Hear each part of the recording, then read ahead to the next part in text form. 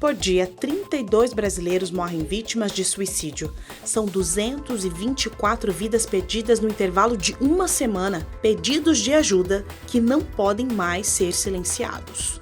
Na verdade, nenhum tentante ele quer chamar a atenção, isso é considerado como um pedido de socorro. As pessoas que acabam considerando chamar a atenção, né?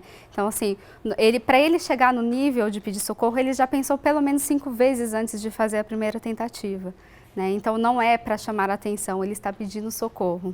E esse pacto de silêncio muitas vezes vem por parte do tentante e da sociedade. Afinal, falar sobre o assunto pode motivar mais atos de suicídio? Na verdade, antigamente era tido exatamente desta forma, né?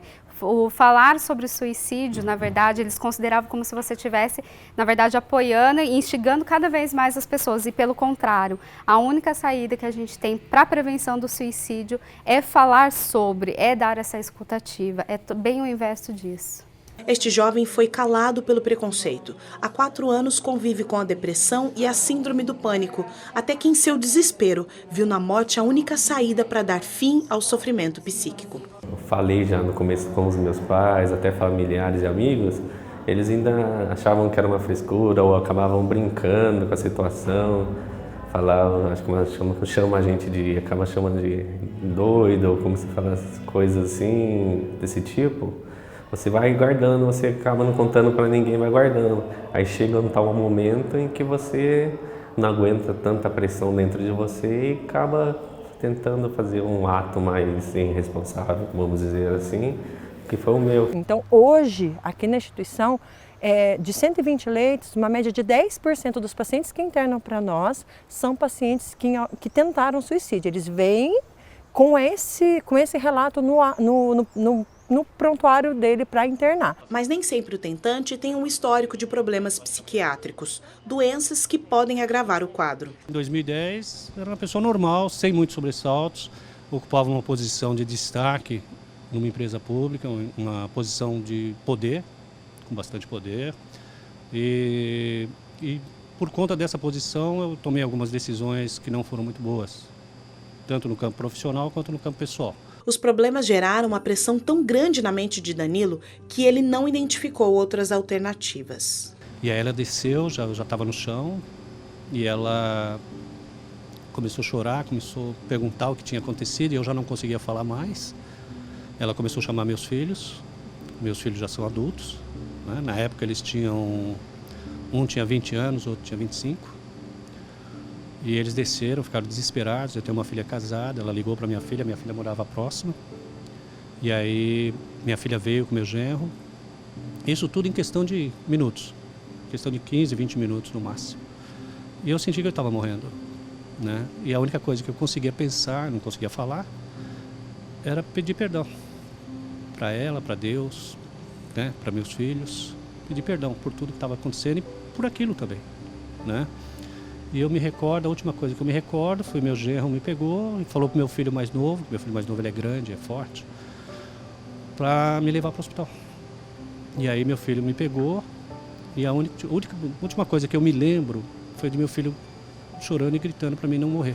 E de fato não morreu. O auxílio médico psicológico, o apoio e perdão da família reergueram este homem.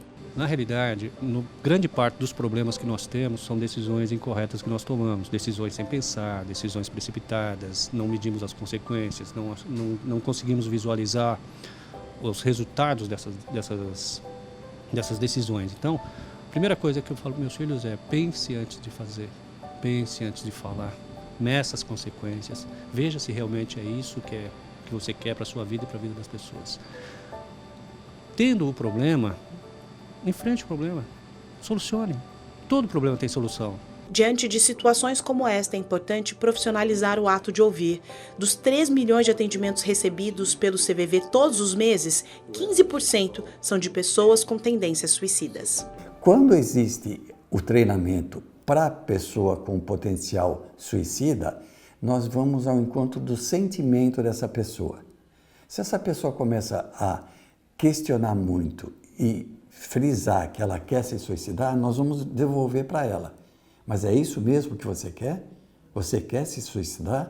Porque às vezes a pessoa só precisa escutar. A própria voz dela falando. que ela quer se matar. Chama atenção o dado de que, enquanto os maiores índices de suicídio estão entre os homens, as mulheres tentam mais vezes. A mulher tentante, seja ela paciente psiquiátrica ou não, ela tem uma necessidade bem voltada para a questão do acolhimento familiar. A mulher tentante geralmente é uma pessoa que se sente deixada de lado pela família. Ela se sente num lugar sempre de cuidadora, de que ela não é cuidada pelos outros. Então, ela geralmente é uma senhora que criou os filhos, que cuidou do marido, que teve uma vida ativa, e ela já às vezes pode ter um problema psiquiátrico ou não, mas quando esse problema se agrava, a família às vezes não enxerga essa pessoa como alguém que precisa de cuidados. Então essa pessoa, ela acaba sendo deixada de lado, os filhos casam, né? Então a gente tem muitos casos aqui de mulheres de meia idade, né, que os filhos casam e ela acaba ficando sozinha, ela se sente realmente sozinha.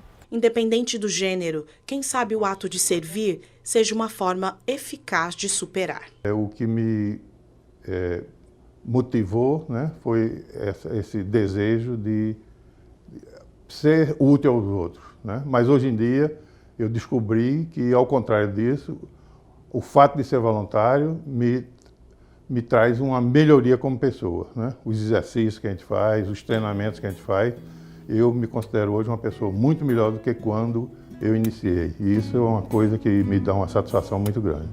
Satisfação, sentido para a vida, não são características que se conquistam sozinho. A morte não é solução. Não é solução para ninguém. Para ninguém. É tanto que a morte é uma estranha para nós, não é solução.